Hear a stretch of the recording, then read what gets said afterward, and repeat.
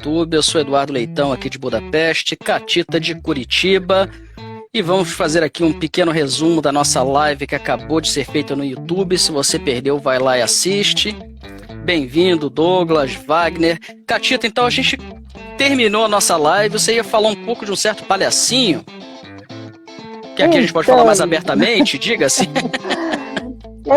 Nós temos carinhosamente apelidados por mim, o Palhacito e o Pequeno Pigmeu, né? Para quem não sabe, o Pigmeu é aquele putinho que tá bravinho lá das Európias, né? Que a gente não pode mais falar os nomes, né? Mas então só para o pessoal entender isso aí, né? Mas aqui a gente tem mais liberdade, aqui a gente pode falar mais abertamente, por enquanto. Por enquanto. Então, segundo informações aí, né, da equipe do Putin, ele teria mandado, né, um acordo de paz, né, para a Ucrânia, pedindo a região de Donbás. A totalidade do acordo não foi divulgado, mas uma das questões seria Donbás. E o Palhacito, não aceito, porque agora eu tô cheio de brinquedinhos novos e não aceito acordo nenhum de paz. Ou seja, esse cara quer mesmo cutucar lá o Pequeno Pigmeu, e daí tem que aguentar, né, Edu? Não, pois é, nós temos os Estados Unidos enviando caças para a Ucrânia, né, para atacar a Rússia. Nós temos agora Finlândia e Suécia se metendo a besta, querendo, né, se unir à OTAN. Então vamos ver quais são os próximos capítulos dessa história que já poderia ter sido encerrada. Porque Donbás não quer se unir à Rússia, exatamente. Eles querem independência.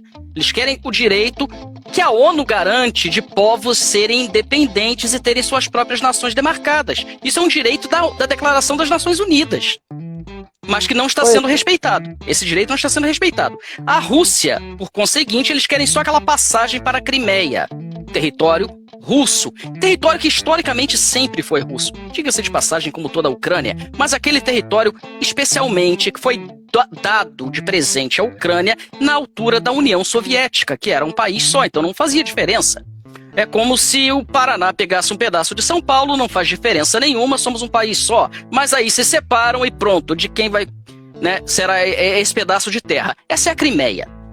E a Crimeia, etnicamente russa, quis fazer parte da Rússia e assim aconteceu em 2014. Mas é chamado de invasão russa da Crimeia, tomada russa da Crimeia.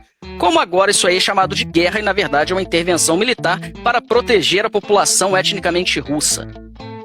E o palhaço, sabendo que a sua própria população, independente da nacionalidade, o povo que vive naquele espaço de terra, corre risco sério de ser massacrado por um conflito desnecessário, não cede. Está sendo ali o fantoche da OTAN. Porque a guerra, como já falei inúmeras vezes, não é entre Rússia e Ucrânia. Isso não tem guerra, tem só uma intervenção.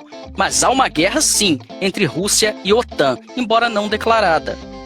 Mas também falamos numa live anterior, né? Eu acho que na live da semana passada, que corre-se o risco de a Rússia declarar de fato guerra à Ucrânia pela agressão sofrida com o afundamento do navio Moscova, ali na costa do Mar Negro.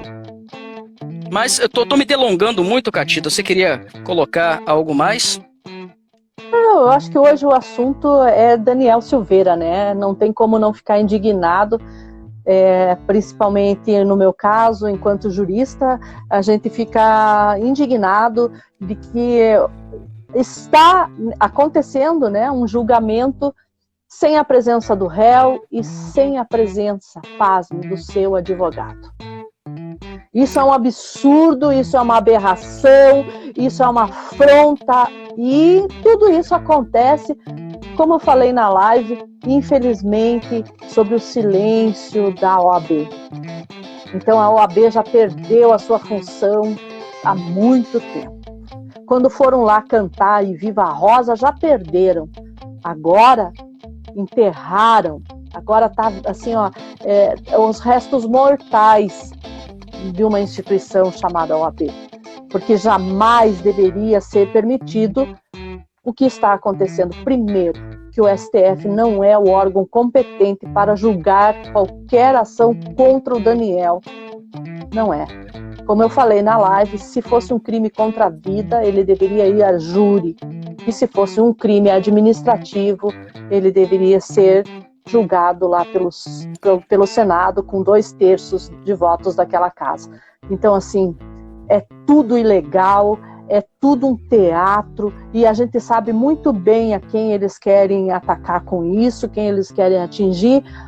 E eu não sei, Edu, até aqui um desabafo meu, se eles não querem aí, com isso, uma atitude mais acirrada do presidente, para que daí o coloquem naquele lugar que a gente sabe que eles querem colocar, porque o alvo é ele, o alvo não é Daniel. Não Daniel está sendo usado de boi de piranha da história. Mas é exatamente essa a ação da esquerda de modo geral, tentar tirar algo do presidente, como fizeram agora, fazendo uma analogia aqui com a Rússia, né? Vamos provocar até que não tenha outra solução senão o ataque, que na verdade é um contra-ataque. Mas parece que o agressor é o outro. Eles provocam de toda forma para que haja um contra-ataque. Olha, nós que fomos agredidos. Não fomos nós que agredimos. Quando estamos vendo aí claramente o que estão fazendo, né? Um julgamento onde não há crime, onde não há acusação, porque não houve crime, e eles são as vítimas, eles são aqueles que indiciam e que julgam e condenam. E não se sabe qual é o crime, não se sabe absolutamente nada no estilo Kafka. E aqui a gente já sabia que já tinha sido formada uma maioria pela condenação do deputado. E a gente com votos volta antecipados no dia de hoje, votos antecipados. Então, ou seja, eles estão ali fazendo simplesmente o teatro das tesouras, né? Lendo seus votos e nada mais, mas já tinha sido antecipado. Então é muito triste o que está acontecendo, e aquilo que eu sempre digo, ainda que eu não concorde com a verbalização do Daniel naquela fala, naquele vídeo, né? Ele poderia ter usado outros meios de dizer a mesma coisa, né? Talvez não palavras tão agressivas, mas ele não mentiu. Ele não mentiu. E ainda que eu tivesse feito, né? Prerrogativa do parlamentar é poder falar aquilo que bem quiser. Então, como que você tira um direito do parlamentar? Como que um poder interfere no outro desta forma? Bom, isso é Brasil, já vimos inúmeras vezes, mas ainda assim não se faz algo aceitável só porque foi feito repetidamente. Então, é um absurdo, é uma inquisição e, acima de tudo, não há crime pautado. Não. É uma acusação completamente vazia. Até porque a lei que o Xi Jinping usou, né, foi a Lei de Segurança Nacional.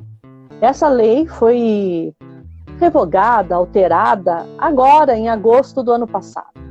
E em nenhum momento da lei fala que você não pode dar a sua opinião, que você não pode, um jornalista não pode tecer suas críticas a respeito de qualquer instituição brasileira, e muito menos ali fala alguma coisa a respeito de fake news, que seria aí o objeto maior dentro do grande inquérito do fim do mundo. Então, Xi Jinping subiu o poder para a cabeça e ele está misturando todas as estações, e esse julgamento do Daniel é a maior afronta ao judiciário brasileiro. E acontece, como eu falei, sob o silêncio da poderosa OAB. É o mais triste. Exato. Não se manifestaram de forma alguma, mas também, se forem se manifestar, a gente já sabe para que lado eles vão pender, né? Isso é óbvio. E pior, né? Teve mais de 1.000 advogados que assinaram uma nota em defesa do deputado Daniel Silveira, e que ninguém deu bola para isso, porque quem é que vai dar bola, né, para 1.000 assinaturas, se não deram para 3 milhões de assinaturas pedindo o impeachment do Xi Jinping. Exatamente, então é tudo a conveniência, né? Ali ninguém larga a mão de ninguém, e o Senado, que está refém, porque são uma caterva bandida também, e por conseguinte vão defendê-los, e assim seria a corregedoria do STF, como nós falamos na live, não é? Que não age porque tem o rabo preso. Exato. Aí nós vemos esse absurdo, que é o primeiro de muitos, mas agora muito me surpreende pessoas defendendo esse tipo de absurdo. Por mais antipatia que eu tenha a Daniel Silveira, e não sou simpático a ele de forma alguma, eu não posso corroborar com algo assim e dizer que, não, ele merece o que está acontecendo. Não, porque hoje é ele, amanhã serei eu, será você, seremos todos vivendo sob essa ditadura da toga. Exatamente. Aquela toga ali é que é o poder deles, né? E só tem um órgão nesse país que poderia fazer alguma coisa, o Senado. E a gente já sabe que o Senado, enquanto tiver Pacheco e vários outros de rabo preso, nada será feito. Ou o Supremo Tribunal Militar. Mas sabemos as consequências, né, de um Supremo Tribunal Militar. Então, teria que ser a saída pelo Senado. Mas Pacheco já disse que ele não vê problemas. Então, não vai fazer nada. Pois é. Bom, então foi esse o nosso resumo da live de hoje. Falamos de muitos assuntos, né? 1 hora de live, então vocês podem ter uma ideia de que tiveram outros assuntos. Recomendo que assistam, se inscrevam no canal, compartilhem. E toda segunda, quarta e sexta a gente tem a live no YouTube e uma finalização, um pós-live aqui no Instagram, às vezes com convidados, então fiquem ligados, né? Tem sempre uma surpresa. No mês de maio nós temos convidados também no canal, então fiquem ligados.